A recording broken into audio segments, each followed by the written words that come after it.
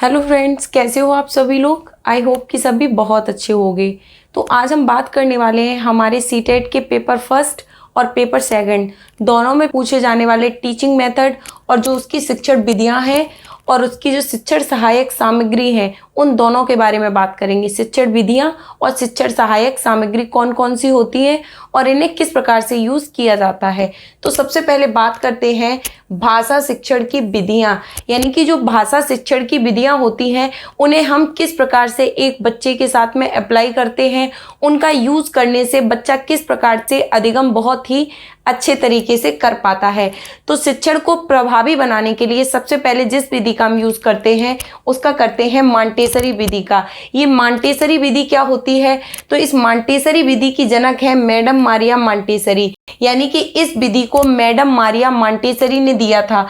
Madam Maria Montessori ने इस पद्धति का विकास किया था। इस पद्धति में बालक को स्वतंत्रता प्रदान की जाती है और उसके व्यक्तित्व के विकास का ध्यान रखा जाता है। यानी कि जो ये विधि है इसमें जो बच्चे को अधिगम कराया जाता है वो पूर्ण रूप से बच्चे को स्वतंत्र रखकर उसके अधिगम को कराया जाता है। बच्चे पर किसी भी प्रकार की बाउंडेशन नहीं होती, बच्चा खेल खेल में चीजें सीख जाता है।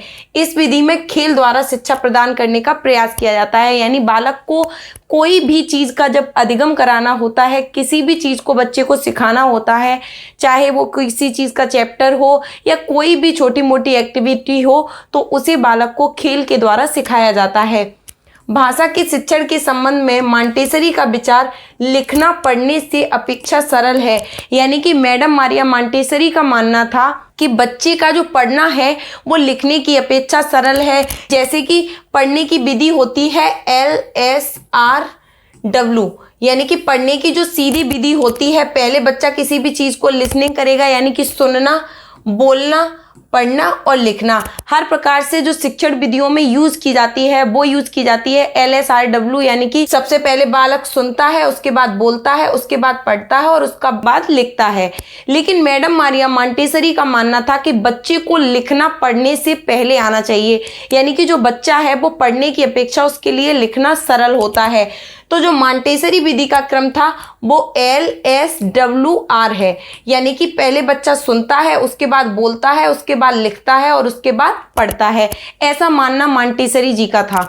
उसके बाद में अपेक्षा सरल है, अतः भाषा शिक्षण लिखने से प्रारंभ होना चाहिए, यानी कि मैडम मारिया मॉन्टेसरी का मानना था कि जो भाषा शिक्षण है वो पहले लिखने से शुरू करना चाहिए, ना कि पढ़ने से।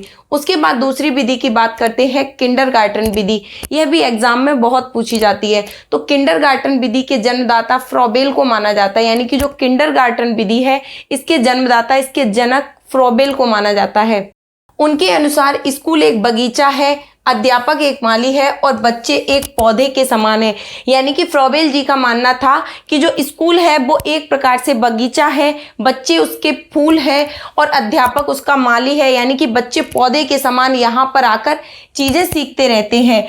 फ्रॉबेल का मानना था, फ्रॉबेल के द्वारा शिक्षा प्रतिक्रिया द्वारा एवं एकता के सिद्धांत पर बल दिया जाता है। शिक्षा के लिए उन्होंने 20 उपहारों का प्रयोग किया था, यानी कि फ्रॉबेल का मानना था कि जो शिक्षा है उसे उसकी प्रतिक्रियाओं के द्वारा एकल करके हर चीज को एक चीज में समाहित करके खेल खेल के द्वारा बच्चों को सिखाया जा सकता है।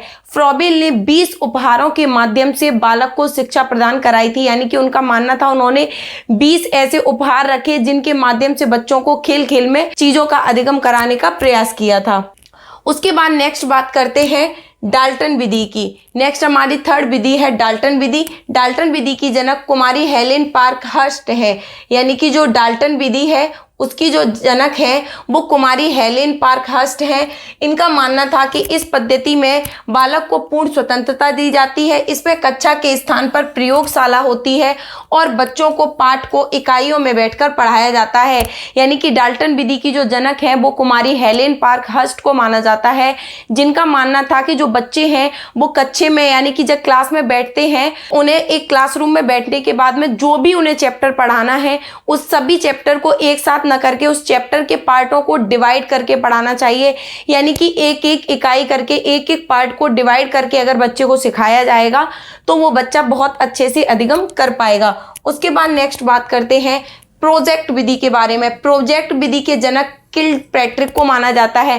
प्रोजेक्ट विधि के जनक किलपैट्रिक को माना जाता है, लेकिन जो प्रोजेक्ट विधि के बारे में जो विचार दिया था, जो प्रोजेक्ट विधि के बारे में विचार दिया था, वो दिया था जॉन डीवी ने। अगर क्वेश्चन आता है प्रोजेक्ट विधि का जो विचार दिया था वो किसने दिया था, तो वो दिया था, सर्वप्रथम विचार जो दिया था वो दिया था जॉन डीवी ने। लेकिन प्रोजेक्ट विधि के जो जनक माने जाते हैं वो माने जाते हैं किलपैट्रिक। भाषा शिक्षण की दृष्टि से यह विधि अधिक उपयोगी नहीं है, क्योंकि अन्य विषयों के लिए यह एक वैज्ञानिक और मनोवैज्ञानिक पद्धति पर मानी गई है। यानी कि जो प्रोजेक्ट विधि होती है, यह जो साइंस के चैप्टर होते हैं, साइंस की क्लास होती है, उनके लिए अधिक उपयोगी होती है और बड़े बच्चों के लिए अधिक उपयोगी होती है, क्योंकि प्रोजेक्ट विधि के लिए एक प्रयोगशाला की जरूरत होती है जहां बैठकर बच्चों को बहुत अच्छे से अधिगम कराया जाता है। इसलिए ना ही ये छोटी कक्षा के लिए प्रभावी मानी गई है और ना ही हर विद्यालय इसको अफोर्ड कर सकता है कि हर विद्यालय में इसकी व्यवस्था की जा सके, तो ये विधि उतनी उपयोगी नहीं मानी गई है। उसके बाद नेक्स्ट बात करते हैं खेल विधि की। यानी कि जो खेल विधि है, इस पद्धति को प्रचलित करने का श्रेय कोल्डवेल कुक को जाता है। यानी कि जो कोल्डवेल कुक है, इस विधि के जनक कोल्डवेल कुक को माना जाता है। इनके द्वारा भाषा शिक्षण अधिक रुचिकर एवं स्थायी होता है। खेल की भावना को नाटक में प्रस्तुत किया जा सकता है। प्राथमिक एवं माध्यमिक कक्षाओं में भाषा शिक्षण में इस विधि का प्रयोग सरलता से किया जा सकता है। यानी कि जो कोल्डवेल कुक है, उनका मानना था कि बच्चे अन्य चीज़ों की अपेक्षा खेल के द्वारा बच्चे बहुत अच्छे से सीख सकते हैं। ज़्यादातर लोगों का यही मानना था कि खेल के द्वारा छोटे बच्चों को खेल के माध्यम से ज़्यादा अच्छे से सिखाया जा सकता था। इस विधि में जैसे किसी भी चैप्टर को पढ़ाना है, उसमें जो उसके पात्र हैं उनके बारे में उन्हें अलग अलग एक एक बच्चे को एक एक पात्र का रोल दे दिया जाए और बच्चे को खड़ा करके अपने अपने बारी से जो भी चीज़ें बोलनी है वो बोलने हैं। यानी कि जो अपने अपने जो भी चैप्टर आ रहे हैं, जिस नंबर पर जिस बालक को बोलना है, उस हिसाब से बोलकर इस विधि में यूज किया जाता था और उसी के द्वारा में अधिगम कराया जाता है। उसके बाद नेक्स्ट बात करते हैं शिक्षण सहायक सामग्रियों के बारे में। यानी कि शिक्षण को सहायक सामग्री जो होती है, शिक्षण को प्रभावी बनाने के लिए हम कौन कौन सी शिक्षण सहायक सामग्रियों का यूज करते हैं। तो शिक्षण सहायक सामग्रियों को हम 3 प्रकार से यूज करते हैं। एक श्रव्य सामग्री, दूसरी दृश्य सामग्री, तीसरी दृश्य श्रव्य सामग्री। इन तीनों के द्वारा बच्चे को अधिगम कराया जाता है। तो सबसे पहले बात करते हैं श्रव्य सहायक सामग्री की। यानी कि वो सामग्री जिसके द्वारा बालक किसी भी चीज का अधिगम करने के लिए सुनकर अधिगम करता है, केवल सुनकर अधिगम करता है। इसमें मौखिक उदाहरण, यानी कि जैसे हम बोल रहे हैं और तुम लोगों को समझा रहे हैं, यानी कि मौखिक उदाहरण के जरिए बालक सीख सकता है। रेडियो के द्वारा, क्योंकि रेडियो को केवल सुना जा सकता है। टेप रिकॉर्डर के द्वारा, ग्रामोफोन के द्वारा आदि की सहायता से बच्चों को सिखाया जाता है। यानी कि वो सामग्री जिनसे बालक केवल सुनकर चीजें ग्रहण करता है, सुनकर चीजें सीखता है। दूसरे नंबर पे बात करते हैं दृश्य सहायक सामग्री। ऐसी सामग्री जिसको केवल देख के चीजें पता लगाई जा सकती हैं। जैसे किसी भी चीज का चित्र बनाकर किसी को भी समझाना है, जैसे कि ग्लोब है, यानी कि भूगोल पढ़ाते समय ग्लोब का यूज करना, मानचित्र का यूज करना, अन्य चीजों को, जिन चीजों को दिखाने के बाद में बालक को अधिगम कराया जाता है। इसमें श्यामपट्ट, बुलेटिन बोर्ड, मानचित्र, रेखाचित्र, कार्टून मॉडल, पोस्टर, स्लाइड्स आदि की सहायता से बच्चों को शिक्षक प्रदान कराया जाता है।